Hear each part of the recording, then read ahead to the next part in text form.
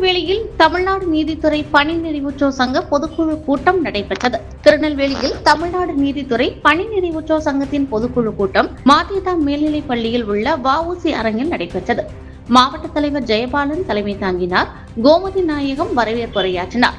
சண்முக சுந்தரி அறிமுக உரையாற்றினார். வேல்முருகன் ஆண்டறிக்கை வாசித்தார்.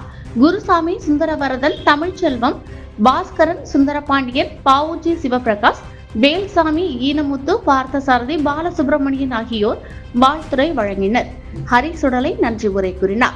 மாவட்ட மற்றும் மாநில நிர்வாகிகள் பலர் பங்கேற்று ஆலோசனைகள், வழிகாட்டுதல் உரைகள் வழங்கினர். 70 வயது நிறைவு பெற்ற உறுப்பினர்கள் கௌரவிக்கப்பட்டனர். ஆண்டு சந்தா, ஆயுள் சந்தா செலுத்துவது குறித்து உறுப்பினர்களிடம் வேண்டுகோள் விடுக்கப்பட்டது.